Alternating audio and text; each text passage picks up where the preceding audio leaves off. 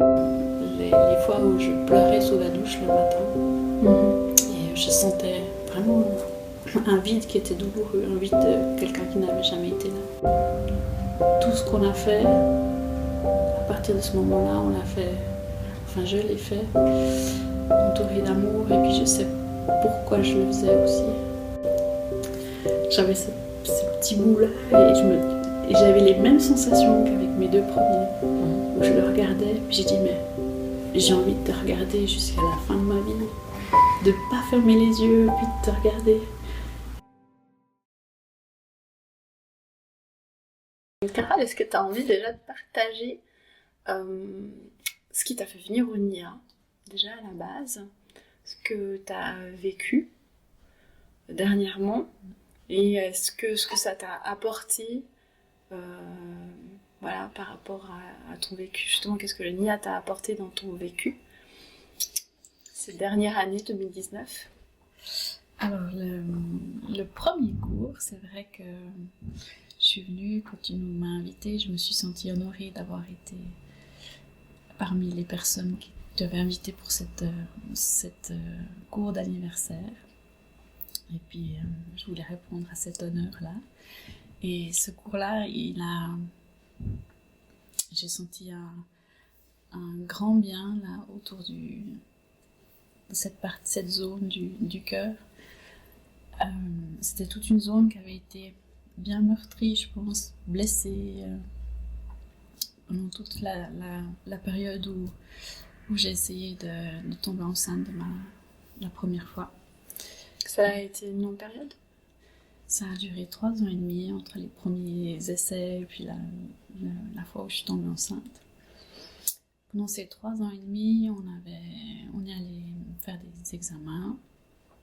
Et puis ma gynécologue, elle n'a rien trouvé de particulier. Donc on était dans les couples avec une infertilité inexpliquée dans la case. Non, pas une case, mais... Et elle nous a proposé des stimulations. Puis après, on a fait aussi 3 inséminations. Les 3, elles n'ont pas prises. Et à une période où ça n'allait pas bien non plus au travail, j'ai décidé de démissionner. Et en même moment, mon mari s'est déchiré les ligaments du genou. On s'est retrouvés un peu les deux à la maison, lui en arrêt maladie, et puis après accident, et puis moi en début de chômage. Et puis je suis tombée enceinte 2 mois après avoir fini mon dernier jour de travail. Naturellement. Et puis au début c'était difficile de réaliser. Après tout ce qu'on avait passé, tous ces mois à se poser des questions, à se dire ah cette fois c'est bon, mais c'est pas de déception. Et puis cette souffrance aussi que je ressentais justement. Là j'ai l'impression d'avoir crispé, comme si j'étais crispée. Et après coup j'ai aussi eu l'impression d'avoir, comme si j'avais éteint une bonne partie des sensations pour pas souffrir. C'est vrai que une bonne partie de ces 3 ans, je me souviens, j'ai surtout une image qui m'est revenue à l'esprit ces derniers temps, mais que j'avais un petit peu laissé de côté. C'est les fois où je pleurais sous la douche le matin, et je sentais vraiment un vide qui était douloureux, un vide de quelqu'un qui n'avait jamais été là. Et c'est vrai que la première fois que je suis venue faire le cours ici, c'est cette zone-là qui avait été blessée, qui a ressenti du bien. Et puis c'est vrai que c'est comme si j'avais eu un relâchement et puis je me suis vraiment sentie bien. Je me suis dit faut que je continue. Alors je crois que la semaine d'après j'étais au cours. Enfin un petit peu d'organisation, voir si ça allait avec le boulot et tout ça. Mais j'ai aussi arrêté de dire oui mais ça va pas à cause du boulot, l'horaire, la distance. J'ai dit non c'est bon, j'y vais. Et T'as senti que ça pouvait te faire du bien? Oui. Par rapport à déjà ce vécu de toutes ces tentatives d'avant. Et puis, Pourtant, c'est vrai que si on doit le replacer dans le temps, c'était il y a une année. Et du coup, il y a une année, j'avais eu ma première fille. Puis après j'ai encore eu un garçon. Et puis du coup, ils avaient... Faut que je fasse un calcul de Donc j'étais censée être une maman heureuse avec 2 enfants après un parcours d'infertilité. Et j'arrivais pas à ressentir pleinement ce sentiment d'être bien, d'être joyeuse, d'être enfin ce que j'avais toujours voulu. Il y avait toujours quelque chose qui me... Alors, voilà, peut-être que c'était juste... Enfin, on se pose beaucoup de questions. Est-ce que c'est les nuits qui sont difficiles? Parce que le deuxième, il se réveille encore beaucoup pour X raisons. Et il y avait un travail aussi à 80% qui prenait beaucoup de place, prenait beaucoup d'énergie. Mais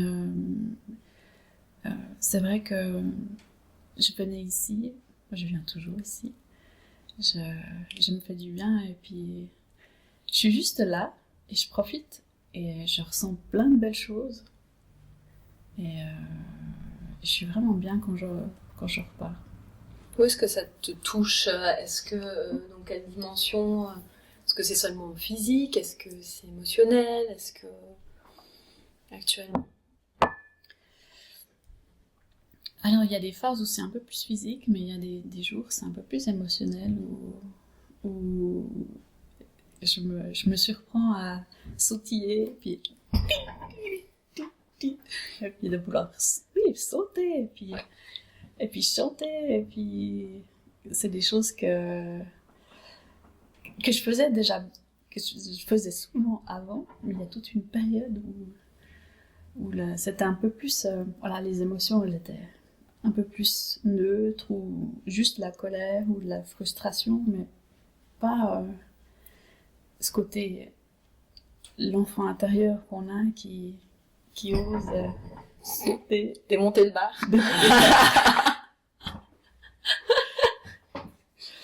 Et ça, je le ressens vraiment encore plus fort depuis que j'ai fait la ceinture blanche à Paris. C'est le premier niveau de Nia. Où, c'est vrai que les 2 premiers jours, elle nous disait... On faisait une bonne partie, c'était danse libre où on se laisse vraiment aller. Et puis nous demandait de nous concentrer sur nos ressentis, les sensations qu'on ressentait. Et puis je sais pas si je ressens quelque chose. Sachant que tu étais en plus enceinte. J'étais enceinte de mon 3e. Ça faisait 2-3 mois que j'étais enceinte. Mais j'étais là. Et puis peut-être le 2e soir en ressortant ou à la fin d'un cours, j'étais allongée et puis j'ai senti un courant d'air qui m'a tout caressé le bras. Puis j'étais là, ah oui, je crois que je ressens quelque chose. Ça m'a et à ce moment-là j'ai dit, mais est-ce que j'avais coupé les récepteurs pour ne plus ressentir la souffrance ou à ce moment-là, et puis j'avais pas réussi à me reconnecter à mon corps, à ses sensations. Et cette semaine à Paris, c'était une semaine où j'ai fait un vrai duo. On a dansé avec mon bébé et je suis arrivée, petite anecdote, je suis arrivée avec des petites douleurs dans le bas du dos, des douleurs de femme enceinte, un peu. Et le 3e jour, ces douleurs avaient disparu, mon ventre était sorti et je me sentais vraiment libre de pouvoir bouger comme j'avais envie. Ce que je trouve très intéressant, c'est que quand on en avait parlé, tu pensais faire ta ceinture en janvier, tu te rappelles? La suivante ou... Non, ah non, la première. oui, Tu pensais la faire en janvier, tu m'as demandé mon avis. Et puis, enfin, voilà quoi, j'étais un peu hésitante par rapport à c'était rapide aussi. Enfin, je sais plus, mais je t'avais dit si t'as envie de la faire, fais-la. Mais tu sais, si jamais il y a peut-être une autre, et puis peut-être que je pourrais t'accompagner, j'ai pas pu t'accompagner, mais peut-être que je pourrais t'accompagner à l'autre, etc. Et puis finalement, en fait, t'as fait la ceinture à un moment particulier, quoi. Oui, finalement. j'étais plus prête déjà pour la faire, ça. pour recevoir ça, ouais. C'est drôle, hein? Oui, puis j'étais physiquement... C'est vrai que d'être enceinte, on a quand même physiologiquement un peu différent, donc j'ai pu... Et puis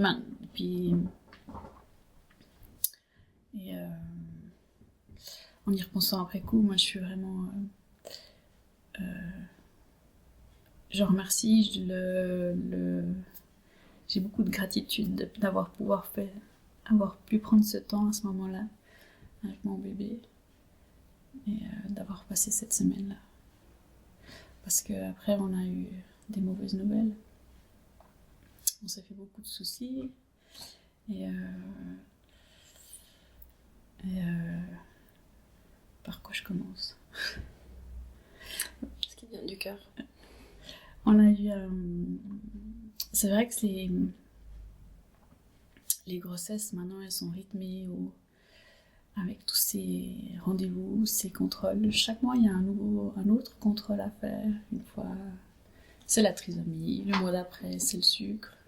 Enfin, c'est pas le mois d'après, mais il y a toujours l'échomorpho, où ils vont compter chaque petit orteil. Et puis justement, à ce fameux rendez-vous d'échomorpho, là, on était à Lausanne avec une des 2 spécialistes qu'il y a dans le canton. Et puis, elle n'aimait pas les mesures des bras et des jambes. Elle avait besoin de nous revoir 2 semaines plus tard pour voir... Elle voulait aussi contrôler avec mes gynécos s'il était sûr d'avoir de la date de l'avancée de la grossesse. Parce que les mesures étaient petites pour elle, pour cet âge supposé de la grossesse. Et puis, il voulait voir l'évolution aussi en 2 semaines. Et puis, là, c'était déjà pas mal d'angoisse, mais puis, en même temps, avec un entourage qui nous rassurait, parce que dans ma famille, on est tous nés un peu petits. Et ma maman me racontait que mon papa, il était tout petit, qu'ils avaient dû le mettre sur un petit tabouret pour faire sa photo de communion, pour être à la même hauteur que les autres. Puis après coup, il avait poussé. Mon frère aussi. Alors, donc on s'est rassurés comme on pouvait. Et du coup, on retourne faire une deuxième échographie 2 semaines plus tard. Et là, elle est toujours pas... à ce moment-là, elle dit, moi je suis pas très à l'aise avec les mesures qu'elle avait prises parce qu'elle comprenait pas ce qui se passait. Et puis en plus... mais elle nous a pas forcément dit des mots qui étaient super inquiétants. Elle nous a envoyé pour faire un 2e avis vers son collègue du CHUV. Et c'est l'après-midi que j'ai eu un téléphone avec ma gynéco qui m'a demandé comment ça allait parce que c'était quand même... voilà, c'est la première fois que c'est elle qui m'a parlé d'hypoplasie du cœur droite. Et puis des membres courts qui pouvaient être du nanisme ou autre. Et puis qu'avec ces 2 choses-là, autant l'une ou l'autre de ces malformations pouvaient être soignées, soit avec des médicaments, soit avec des opérations. Mais les 2 ensemble, c'était... Voilà, c'était... elle voulait savoir comment j'allais pour... parce que c'était quand même une nouvelle qui était vraiment pas très bonne. Et après, on a suivi quelques rendez-vous au CHUV, on a aussi vu la généticienne, parce que pour eux, c'était forcément quelque chose de génétique. Elle nous a dit que c'était assez peu probable que ce soit une coïncidence qu'il ait 2 malformations, mais que ce ne soit pas génétique. Ok.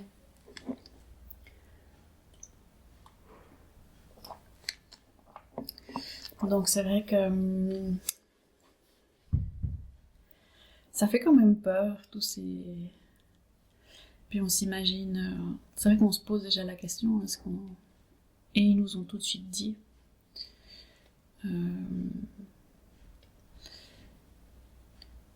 Ils nous ont tout de suite dit qu'il faudrait qu'on se pose la question si on le garde ou pas.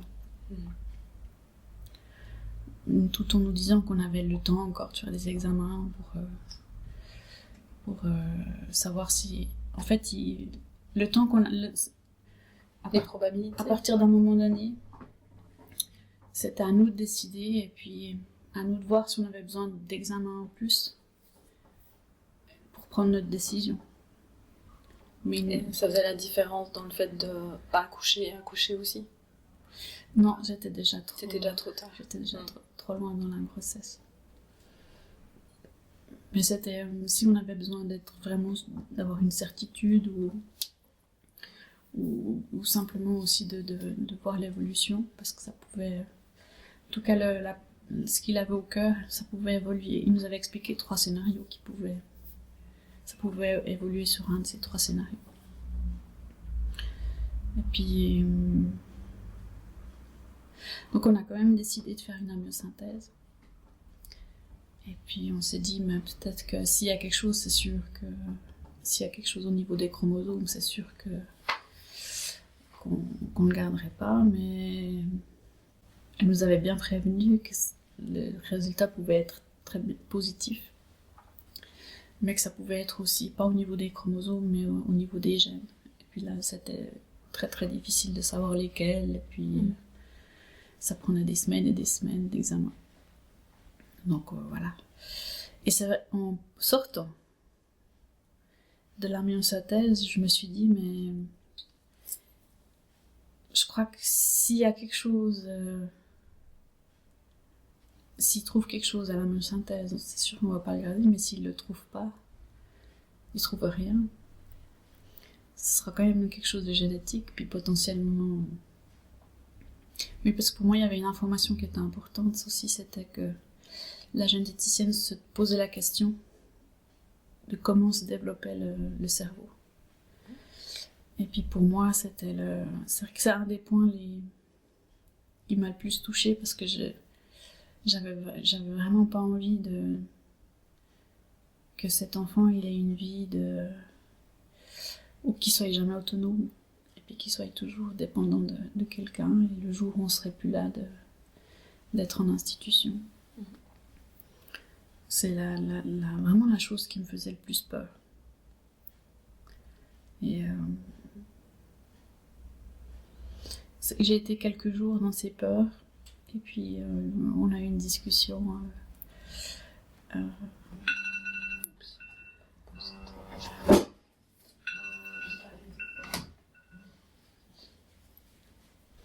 C'est vrai qu'on avait eu cette discussion où j'ai tellement peur de tout ça pour lui, pour moi. J'avais peur pour moi aussi de pas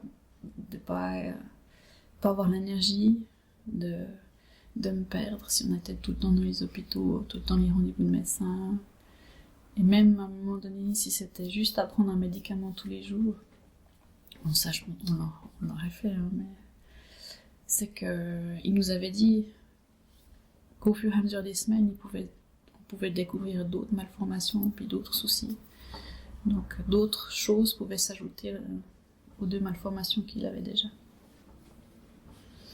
Et donc on avait eu cette discussion, et puis est-ce qu'on fait des choix par peur ou par amour?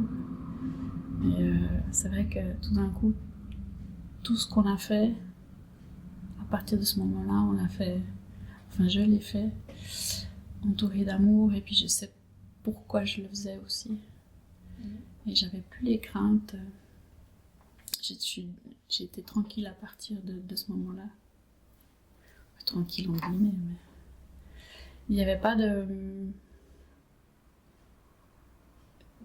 grosses interrogations, des choses qui sont angoissantes.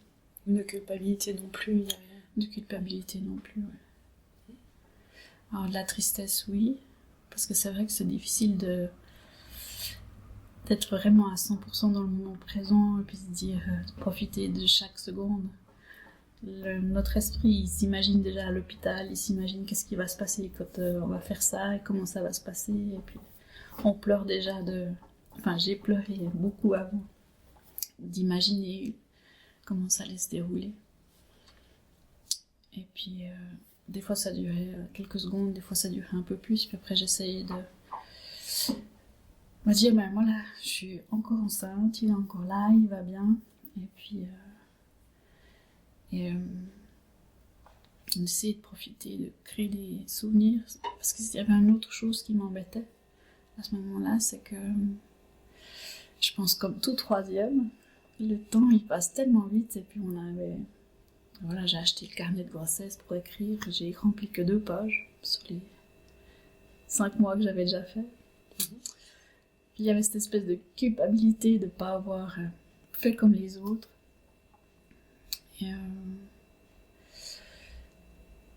au gré des rencontres que j'ai fait aussi, on m'a suggéré de faire un rituel pour faire pour marquer ce passage et puis lui consacrer du temps, créer des souvenirs et lui dire au revoir à quelque part aussi. Puis créer des souvenirs positifs. Créer des souvenirs positifs. D'amour et pas de peur, justement. Ouais. Pas garder cette peur, puis de prendre l'amour avec toi, en fait, quelque part. Oui, ça permet de se concentrer sur et puis de se faire du bien quand même, malgré tout, dans cette période-là qui était intense. Et je suis contente, j'ai pu faire vraiment beaucoup de choses. Je suis venue danser 4 ou 5 fois. Ouais, puis en plus, t'avais fait une pause pendant un petit moment, t'étais pas venue... Je me rappelle que tu m'avais appelé, ou envoyé un message, est-ce que je peux venir aujourd'hui, ça va pas, enfin voilà. Et c'est un message vocal. Puis c'est là que t'as repris, puis t'es venue quelques fois justement. Ouais, parce que j'avais arrêté de travailler, donc c'était plus loin, mais à partir de ce moment-là, j'ai dit, je profite de chaque occasion pour me faire du bien. Il y a eu 2 semaines là, il me semble, dans mon souvenir, où j'ai profité de chaque occasion pour me faire du bien. Je suis allée voir une kiné, je suis venue danser, on a engagé un photographe pour nous faire une séance photo grossesse qu'on avait aussi fait pour nos 2 premiers. Et on a eu droit à une magnifique matinée dans la forêt, on a eu du soleil avec des couleurs extraordinaires. Et au début, il n'était pas très sûr de vouloir le faire parce qu'on lui avait expliqué. Et puis... ça doit être surprenant. Je lui ai dit, mais ça me fait bizarre de dire qu'après, il sera plus là, il va mourir, ce bébé. Puis après, il s'est dit, mais moi, je prends tous les jours des photos de mes enfants. Puis peut-être, je sais pas, peut-être que le lendemain, il leur arrive quelque chose, et puis ils seront plus là non plus. Et puis c'est pour ça qu'il a quand même accepté. Okay. Et puis on n'a pas pu faire toutes les photos qu'on voulait. Alors il a eu la gentillesse de revenir un 2e matin. On a fait des photos en intérieur. Donc là c'était le samedi matin. Donc on avait pris notre décision à ce moment-là. On avait déjà rendez-vous avec le CHU. J'entrais à l'hôpital le lendemain soir. Et puis l'interruption avait lieu le lundi qui suivait. Donc on avait prévenu les enfants aussi. Le vendredi soir, on était tous, on savait tous qu'il restait plus que 48 heures de vie, de petits battements de cœur. Mais en même temps, c'était un moment qui était vraiment très beau, et puis on a aussi pu rigoler avec Steve, mon mari. Les enfants étaient un peu moins présents sur les photos parce qu'on était à la maison, ils étaient occupés dans leurs activités. Un hasard ou je sais pas. Et on a eu la chance, il nous a préparé les photos tout de suite. Je les avais déjà le dimanche. Donc j'avais pu imprimer une ou deux choses pour l'emmener à la maternité le lendemain soir. D'ailleurs, il y avait la photo qu'il avait prise mercredi où je lançais, celle qu'elle a. Elle nous a accompagnés tout le long. Elle est restée avec Noah tout le long, encore quand il était en dehors de mon ventre après. Et voilà, le dimanche, c'est vrai qu'il y avait toutes ces choses-là, et puis on a eu encore proposé le dimanche à midi à nos familles de venir manger à la maison. Comme si c'était aussi un repas d'adieu, ou je sais pas comment on peut dire ça, mais on a fait des châtaignes dehors sur le feu. Et c'était vraiment une belle journée, plein de soleil aussi. Il y a même ma grand-mère qui est venue, mes grands-parents qui sont venus. Et puis elle était très très... C'est vrai qu'ils avaient été en cours un petit peu après. Je pense qu'elle était encore un peu dans cette phase de choc. Et puis c'est vrai qu'on au fur et à mesure on expliquait aux gens ils ont aussi été dans les phases de choc, l'annonce où c'était très difficile pour eux, puis ils avaient un peu tendance à pleurer quand on était là. Et donc elle était puis elle est très émotive aussi, ma grand-maman, ma mémé. Mais je crois qu'ils étaient contents d'être là quand même. Et puis il y avait de l'amour quelque part. Oui. Ils partageaient l'amour que vous aviez, quoi, en fait. Puis c'était une belle journée, je me sentais bien. Puis à un moment donné, tout le monde a dit bon, on va laisser vous reposer, ils sont partis. Et puis on s'est préparé, je sais plus à quelle heure on avait rendez-vous, 19h je crois. Et comme mes parents ils habitent en Valais, c'est mon papa qui nous a déposés devant la maternité du CHUV. En rentrant chez lui, ma maman restait pour s'occuper des enfants. Et j'ai fait ma dernière séance de Reiki j'ai commencé la dernière séance de Reiki dans la voiture. Je venais de faire... c'était mon 21e jour. J'avais fait le premier niveau 20 jours avant. Et ça se terminait pile le dimanche, avant l'interruption. Et d'ailleurs, je pense que c'est quelque chose qui m'a beaucoup aidée aussi pendant ces quelques semaines. Ça m'a amené charger les batteries. Et donc voilà, on est arrivé à l'hôpital et puis je me souviens, il y avait une femme enceinte qui était en train de commencer à souffrir, puis qui attendait de pouvoir être prise en charge. Et il y a un petit coin de canapé à l'entrée. Puis son mari avait l'air de dire « Non, mais maintenant il faut s'occuper de nous, ma femme elle souffre. » Puis nous on arrive sans que moi j'ai mal rien du tout. Puis on dit « Bonjour, on a rendez-vous. » Et puis il y en a une des deux, elle dit je sais plus ce qu'elle a dit. Puis l'autre elle dit « Tais-toi, je m'en occupe. » Puis elle nous a pris, elle nous a amenés dans la première salle d'accouchement.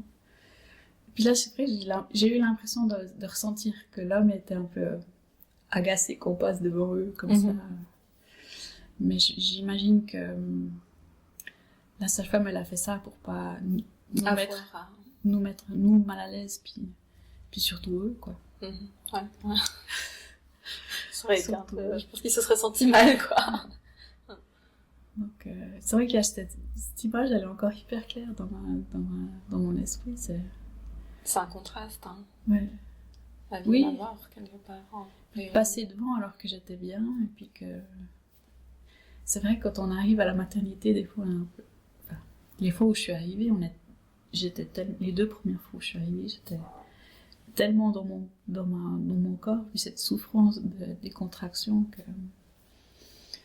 que moi je me serais peut-être pas forcément rendu compte de ce qui se passait autour, mais je sais pas, j'ai l'impression d'avoir ressenti ça de la part de cet homme, mais sans lui en vouloir non plus, parce que je le comprenais. C'est vrai que de voir arriver un couple qui a pas l'air qui est tranquille, qui est pris en charge sans avoir dit même un mot. Donc voilà. Et puis on nous a dit qu'on pouvait s'installer. On avait pris l'ordinateur pour regarder un film. Donc on s'est installé, on a commencé à regarder notre série On avait commencé à regarder une série. Mais cet épisode-là, il y avait des espèces de revenants, non pas des revenants, des zombies. Une espèce de bête qui venait du monde d'en dessous, puis qui essayait de manger tout le monde, puis elle était vraiment horrible, pas belle. J'ai dit à Steve, non, je crois qu'il faut qu'on change de film, parce que je suis vraiment pas... ça me convient pas du tout, cette énergie-là. Je me sentais vraiment mal de regarder ces images-là. Bon, on a mis une comédie, puis je commençais gentiment à m'endormir, j'étais assez fatiguée. J'ai fini mon soin à Reiki. Et en fait, on attendait l'anesthésiste pour qu'il me pose la péridurale, pour que le gynécologue pose les laminaires qui allaient détendre le col. Okay. Et comme ils avaient eu une grosse urgence, et tous les anesthésistes avaient été occupés, au lieu de venir vers 7-8 heures, ils sont venus que vers 11 heures. Et c'est vers minuit et demi qu'ils avaient terminé, puis qu'ils ont amené un deuxième lit pour que Steve puisse dormir. Donc ça a décalé de 3-4 heures tout le processus, parce qu'il fallait que je garde 12 heures les laminaires. Donc là, après, on a pu s'endormir. Je crois que j'étais tellement fatiguée. Est-ce que j'ai pris un cachet aussi pour me détendre? Je me souviens plus maintenant. Mais moi, j'ai assez bien dormi. Et je crois qu'on nous a laissé nous réveiller tranquille aussi, parce qu'on a reçu les plateaux de petit déjeuner, je trouve assez tard pour être... Je me souviens de mes 2 premiers séjours à la maternité où on nous ouvrait les stores, puis qu'on nous amenait nos plateaux à 6h30, 7h, puis on était là, on dormait enfin. Et je me souviens aussi que la sage-femme est venue nous dire bonjour. C'était celle qu'on avait rencontrée le samedi, qui nous avait tout expliqué comment ça allait se passer, puis qui s'occupait de nous pendant la journée. Et puis alors elle m'a dit, comme ils ont pris du retard hier soir avec leur histoire, moi j'ai dit au médecin qu'il devait encore attendre une demi-heure. Déjeuner, finissez le déjeuner, on va prendre la douche, et puis parce qu'en fait c'était le professeur qui devait venir. Il m'avait dit vers 8h30, 9h pour me préparer, remettre une dose de péridurale. Le professeur vient? Non, il était rien pas à voir. C'était l'autre professeur Beau. Oui, je connais pas, j'ai juste jeté un œil qui arrive. Et puis, donc elle m'avait dit, prenez votre temps, déjeuner. Je les ai repoussés un peu parce que, voilà. Et parce que c'était le moment où on me préparait, où j'avais le drap devant moi. Et puis, en fait, c'est une piqûre qu'ils font au début du cordon ombilical. Puis ils injectent un produit qui arrête le cœur du bébé. Donc c'était le moment qui me faisait le plus, que je redoute. Je crois que c'était le moment que je redoutais le plus. Et j'ai pu être accompagnée de tout cet amour quand j'avais pu bénéficier déjà jusqu'à maintenant, enfin jusqu'à ce moment-là. Et j'ai redit à Noah toutes les choses que j'avais envie de lui redire. Je l'avais déjà bien parlé, j'avais déjà expliqué plein de choses. Et là, j'avais encore des choses que j'ai redites. Et puis, j'ai chanté aussi les petites berceuses qu'on chante tous les soirs depuis 7 ans maintenant, dans 2 semaines. Et à un moment donné, la sage-femme elle est venue me dire que c'était terminé, que c'était tout bon. Et puis elle m'a... À ce moment-là, ils m'ont enlevé le drap, et puis j'ai eu une grande... Comme si le corps il lâchait, ça fait... Et j'ai pleuré hyper fort. En même temps, j'ai l'impression que ça a duré peut-être 30 secondes, même pas 1 minute, mais c'était tellement fort, se lâcher que... Et après... je me souviens de cette inspiration que j'ai prise. Et ça s'est calmé. Et puis après les heures qu'on suivi aussi ont été tout fait en douceur, comme depuis le début. L'équipe était vraiment extraordinaire. Et ce qui me faisait peur aussi, c'était toute cette période entre le moment où ils arrêtaient le cœur de Noah et puis le moment où il allait sortir. Ça m'angoissait, hein. Ça m'angoissait quand même de... Enfin, c'est pas que ça m'angoissait. Je redoutais ce moment-là aussi. Je pensais que ce serait... L'accouchement lui-même. Non, la période entre l'injection et puis l'accouchement. J'avais peur que ce soit dur pour moi. Puis finalement, parce que j'ai dû attendre un petit moment qu'ils m'enlèvent les laminaires. On a dû attendre midi. Je pense que l'injection, ça devait être vers 9h30, 10h. On a dû attendre midi et demi qu'ils enlèvent les laminaires. Puis seulement à ce moment-là, ils ont pu me donner les comprimés pour faire les contractions. Et après le premier comprimé, les contractions étaient assez légères. Donc on a mangé. Après, il y a ma soeur qui a pu venir. C'était chouette. Elle nous a amené des cupcakes et puis une boisson qu'ils ont aussi au magasin. Elle avait des magazines, puis on a papoté un petit peu comme ça. Puis vers la fin de la journée, ils nous ont ramené nos plateaux repas, mais je pense aussi en retard comparé à l'horaire habituel. Et c'est à ce moment-là que j'ai eu le 3e comprimé. Et j'avais mon plateau, c'était la 3e... le 3e plat en sauce qu'on avait... Et ça me faisait vraiment pas envie. J'avais juste envie de manger la salade. Mais j'avais déjà des contractions qui revenaient assez fortes. Donc je touillais un peu ma salade, je la reposais. J'avais une contraction qui était forte. Après je retouillais, puis je reposais. Puis je crois que j'ai mangé 2 bouchées d'une salade. Puis j'ai dit à ma soeur, écoute, enlève ce plateau où je vais m'allonger parce que là ça devient super fort. Il y a eu un crescendo, ça venait hyper vite, jusqu'à avoir une contraction qui a duré je sais pas combien de temps, et que je dise j'ai besoin de pousser, parce qu'il m'avait dit qu'il me laissait tranquille, qu'il me faisait pas de contrôle, ni de me toucher, ni rien du tout, et puis que j'étais à moi un peu de dire quand c'est que ça venait. Et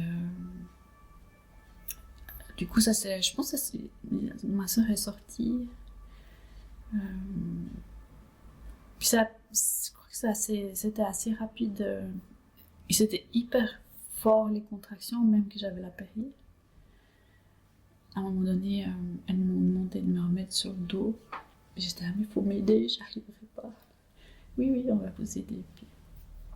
Et puis, à un moment donné, je sais pas si c'est sa tête qui a passé, je sais pas quel endroit. La douleur, elle était moins forte. Et puis j'ai pu mieux respirer. Et puis je le sentais descendre tout gentiment. Et donc j'ai quand même dû pousser comme pour un accouchement normal. Et à un moment donné, il m'a demandé, Malin, il est sorti, il était encore dans la poche amniotique. Il m'a dit, il est tout protégé dans la poche amniotique. Elle m'avait demandé si je voulais le prendre tout de suite contre moi. Mais comme il était dans la poche, elle a dit, maintenant je peux pas vous le donner comme ça, donc ils ont dû aller le préparer. Et puis, quand ils me l'ont ramené, il était dans ces petits emmaillotés, dans le petit couffin qu'ils ont pour tous ces petits bébés nés sans vie.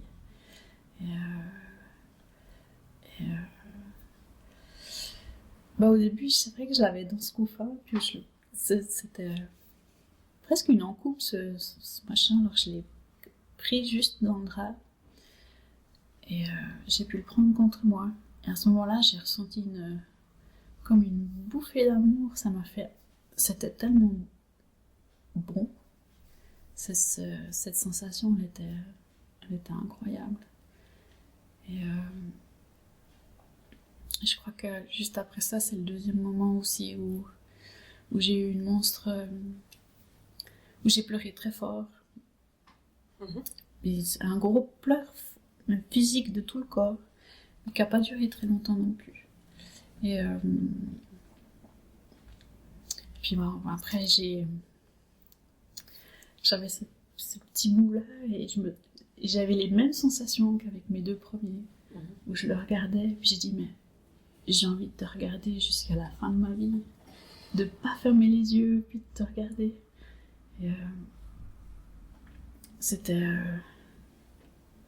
je pense que ça devait bien être 10h30, 11h, enfin 10h30, parce qu'il est né à 9h, quelque chose, le soir.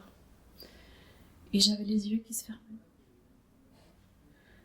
Puis j'étais là, je crois qu'il faut que je te rende pour aller me reposer. Alors je l'ai redonné à la sage-femme. Et puis ils nous ont monté en chambre, en néonate, et puis on a pu se reposer.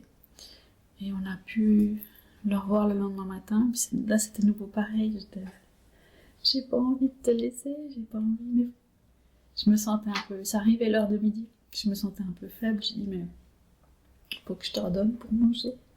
Alors je l'ai redéposé dans son petit lit et puis je l'ai redonné au sage-femme. Et là, le mercredi, donc c'était le 3e jour, c'était pareil, c'était juste avant de partir de la maternité. J'aimerais bien te garder encore près de moi, mais c'est le moment de te laisser partir. Et puis, même si je savais, du coup j'étais, voilà, la sortie de l'hôpital, c'était, je me souviens d'être sortie de la maternité et puis de respirer cet air dehors. C'était dur parce que je m'éloignais physiquement de lui. Et puis après ça, voilà, c'était une phase d'une semaine où je savais qu'il était là. Je pense que j'étais complètement dans un autre espace-temps. Et, je savais qu'il était encore là. Et une semaine plus tard, Enfin, son corps en tout cas. oui, son corps était encore là. J'étais bien consciente que son corps était là sans vie. Mais il était encore là. Mon bébé était encore là. Et, tu le sentais. Pour toi en tout cas. Et on a fait une cérémonie à la chapelle du Fur. Elle nous a fait une très belle cérémonie, l'aumônière. Et la dame de la chapelle qui s'occupait de nous, elle était juste... je sais pas, qu'est-ce qu'on peut utiliser comme mot, mais... Chaque fois que je l'avais au téléphone, elle me disait « Ah, il est toujours aussi beau, votre Noah, et puis... vous inquiétez pas, je m'occupe de lui, je vais le voir régulièrement, je lui mets sa musique, je lui mets sa petite veilleuse. » Et puis, j'avais l'impression qu'il avait quand même une maman qui s'occupait de lui, même si moi j'étais à distance. Donc, j'ai dit si j'en ai, il nous reste 5 minutes à peu près.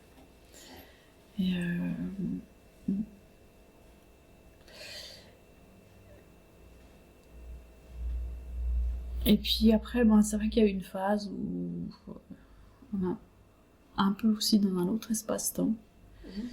Mais j'ai pas l'impression d'avoir vécu une souffrance physique comme j'avais vécu pendant les phases d'essai. Et déjà bien avant que l'interruption ait lieu, ça me faisait presque moins peur. Ce qu'on voyait devant nous, ça me faisait pas peur parce que j'avais l'impression que ce serait moins difficile que toute cette période qu'on savait pas on savait pas quand ça se terminerait. Cette incertitude ce moment d'être dans le tunnel et puis de pas savoir quand c'est qu'on va voir la lumière au bout du tunnel. Là, on sait qu'on va passer, avec l'interruption de grossesse, je savais que j'allais passer dans des phases de deuil, puis que ça allait passer. Et puis même s'il y a quelque chose qui nous change à vie, à quelque part, après, il y avait... c'était Je sais pas si c'est lié à cette histoire du temps ou bien... Et puis il y a aussi toute cette préparation qu'on a fait, enfin que j'ai pu me faire, où je me sentais bien par rapport à... Je me sentais en paix. Je me sentais en paix par rapport au choix qu'on avait pris. Et c'est vrai que jusqu'à maintenant, là, ça fait 2 mois et demi, j'ai jamais ressenti de colère. Ouais. Mais envers personne. Ou peut-être des fois de l'incompréhension par rapport à Steve qui... Bon, parce qu'il fait son chemin à chacun son rythme. Et puis... Mais c'est même pas forcément de la colère, c'est peut-être des moments désagréables où je me sens pas forcément écoutée, mais de la colère, pas du tout. Alors, des fois, je me demande si je suis pas encore complètement dans une phase de déni. La tristesse. La tristesse, oui. Ça, Oui. Mais ça fait un moment que j'ai pas repleuré. Non plus. Et je me sens pas mal comme... Il y a des petits moments où je suis triste, oui. Mais j'ai pas l'impression d'être au 36e dessous comme je l'ai été, où je savais pas quoi faire, ni... Là, j'ai un sentiment profond d'avoir trouvé... Je sais que j'arriverai à traverser cette épreuve-là parce que j'ai maintenant... parce que je peux mettre la musique puis commencer à danser à n'importe quel moment, puis même à la limite sans musique. Si à un moment je me sens mal, je sais que je peux bouger avec mon corps et puis d'utiliser ça pour me sentir mieux.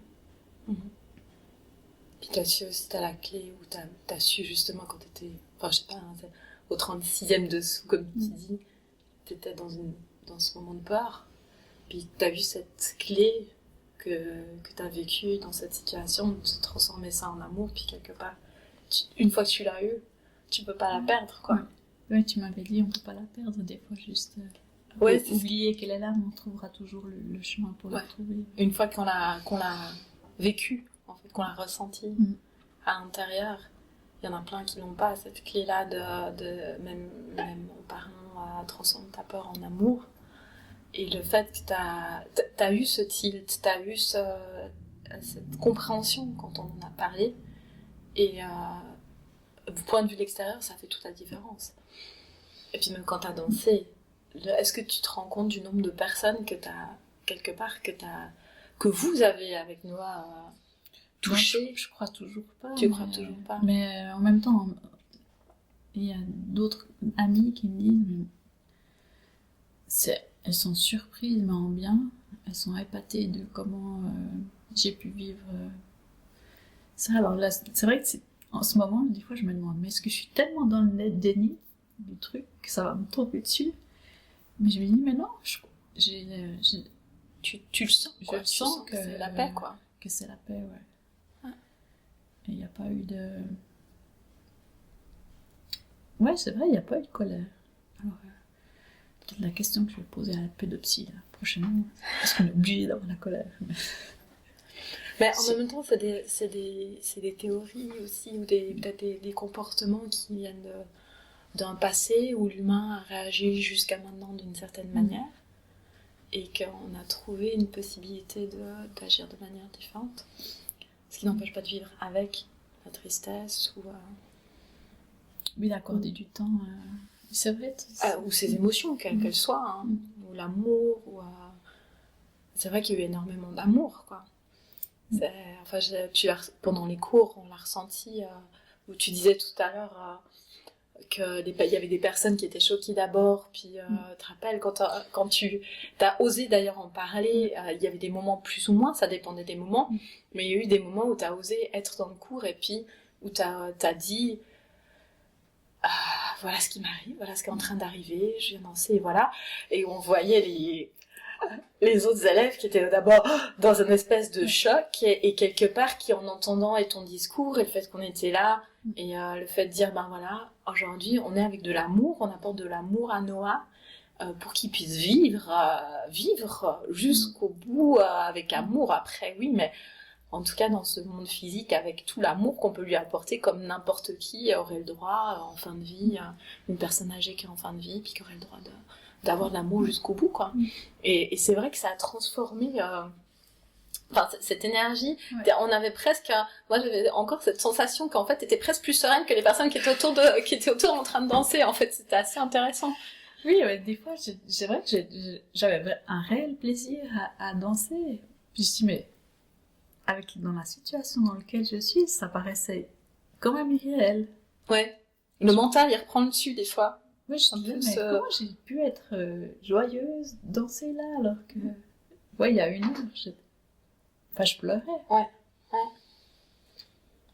Puis, je pense que c'est ça la force, c'est que, en tout cas, dans ce lieu-là, je savais que... Je pense pas que c'est simplement le jugement. Je sais qu'il n'y a pas le jugement des autres, puis on a le droit d'être joyeuse dans cette période-là. Parce que... Est-ce que c'est le lieu, ou est-ce que... C'est vrai que ce moment-là, où j'arrive à me dire, je suis là, je profite de me faire du bien. Et je suis contente de pouvoir faire ce switch-là, et puis Aujourd'hui, à un moment-là, j'étais tellement heureuse. J'avais les larmes aux yeux qui arrivaient. Quelque part, depuis, ça t'a aussi... j'ai la sensation, ça t'a aussi permis de te rendre compte de ce que tu voulais aussi faire. T'as commencé à t'introduire dans le cours, quoi, à aussi enseigner le NIA. Après ce qui est arrivé, après, voilà, la perte, voilà. Et puis ça te remplit, j'ai une sensation depuis l'extérieur en tout cas que ça te remplit aussi d'aller un peu encore plus en profondeur là-dedans. Et toi qui avais la ceinture blanche aussi, je sais pas si t'as vu dans la ceinture blanche, mais en tant qu'enseignant, on tient aussi l'espace, on est cet espace de sécurité où les personnes peuvent se permettre d'être présents, d'être là, de sentir la bienveillance. En tant que prof, on a on tient l'espace, hold the space. Moi j'ai en anglais, mais on tient cet espace-là pour que les personnes puissent se sentir en sécurité dans cet espace-là, en sécurité pour s'exprimer elles-mêmes, pour se ressourcer, pour se donner de l'énergie, etc. Et pour ne pas se juger elles-mêmes aussi, en fait. Il y a peut-être ça aussi, quand tu dis le truc, moi c'est une chose, en tout cas je me souviens que j'avais eu quand, avec mes grossesses, puis que j'étais allée au NIA, c'était d'avoir une semaine, là c'était une semaine, mais puis après de pouvoir, même en tant que transmetteuse, de ressentir que je tenais l'espace pour les autres, pour se sentir en sécurité, en fait, pour pouvoir être elle-même, ou il être elle-même.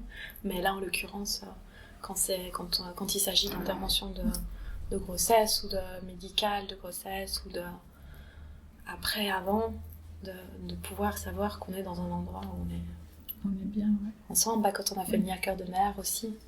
Après, C'était juste après, ouais. C'était juste après, ouais. Et tu t'es sentie... Je me suis sentie bien, et puis en même temps impressionnée aussi par le parcours des autres. Ouais. C'est vrai qu'elles étaient les deux encore dans cette souffrance de l'attente. Dans cette période où j'ai vécu de la souffrance, donc peut-être ça te replonge là-dedans, et puis j'ai compati dans leur une difficulté qu'elles vivaient. Puis c'est vrai qu'il n'y en a pas une qui est plus importante ou plus douloureuse, où chacun vit sa vie à l'intérieur, comme il peut aussi.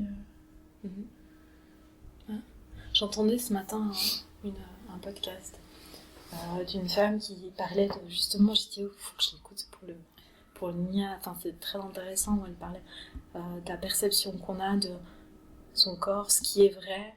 J'ai un fémur, j'ai un ventre, j'ai un estomac, etc. Ce que je perçois de mon corps, et ce que je me dis, je me sens agréable dans mon fémur, et tout. Et puis ce que je ressens, sans les mots, et qui est le ressenti maintenant, quoi. Maintenant, là, je ressens ça. Et je trouve que c'est justement dans l'IA, pour moi, c'est ce que je suis en train de ressentir dans le moment présent. Puis même si tu vas compatir, c'est ce que tu vas... Enfin, je vais être dans la bienveillance, et puis on est en train de ressentir la douleur, ou la tristesse de la personne, et c'est un truc qui est dans le moment présent. Et on peut l'aider dans le moment présent, où là, elle sait qu'elle est là, avec d'autres, qui peuvent comprendre, mais qui, dans le moment présent, sont avec elle, quoi, en fait.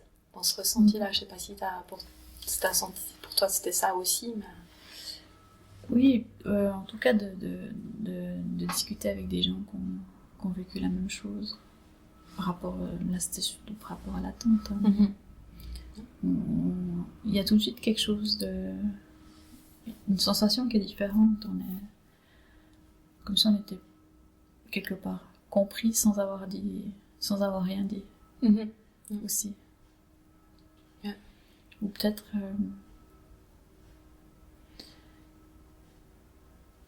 c'est vrai que peut-être que quand on n'a pas vécu, quand on se l'imagine, on voit peut-être que c'est genre énorme, que c'est horrible, ou je sais pas quoi, et puis en même temps, à certains moments, ça peut être... Quand on est après... Je sais pas, des fois, j'ai l'impression que les gens, enfin, certaines personnes disent que c'est horrible ce qui nous est arrivé. Alors oui, c'est pas pip pip, mais en même temps, il y a eu tellement d'amour que j'ai ni été traumatisée de ce qui se passait, ni je sais pas, est-ce que c'est dans... J'arrive pas à expliquer, déjà on a l'impression que c'est les autres voient de l'extérieur plus horrible que ce que je suis en train de le ressentir. En même temps, en fait, on dit qu'on vit égoïstement d'une certaine manière, donc ce qu'on applique à l'autre, c'est ce que nous, on serait pas capable ou pas capable peut-être de vivre. Puis quelque part dire, ah mais c'est horrible, mais c'est en fait que soi-même, je suis en train de me dire que c'est horrible, parce qu'en soi, on m'a dit que c'était horrible peut-être. Et puis, ou alors en soi, parce que moi, peut-être que je vivrais horriblement, puis du coup, égoïstement, je pense à moi, en fait, quelque part. Quand je oui, dis horrible, mais c'est complètement ça, parce que la semaine passée, j'étais confrontée à cette maman qui a perdu sa fille de 17 ans. Puis pour moi, j'ai pas de mots. Je sais pas si je m'en remettrais de ça. Ouais. Alors je sais pas quelle est la différence entre un bébé qui était pas encore né et puis un bébé que j'ai senti quelques mois dans mon ventre, et puis une personne avec qui on avait vécu 17 ans. Mais... De toute façon, il n'y a pas de comparaison, quoi. Même toi, si tu veux, même si moi je m'imagine, je vivais ces choses-là, les deux choses, je dirais même pas, moi, ce que je ressens, c'est que j'aurais pas de comparaison, parce qu'au moment où je le ressens, de toute façon, je le ressens.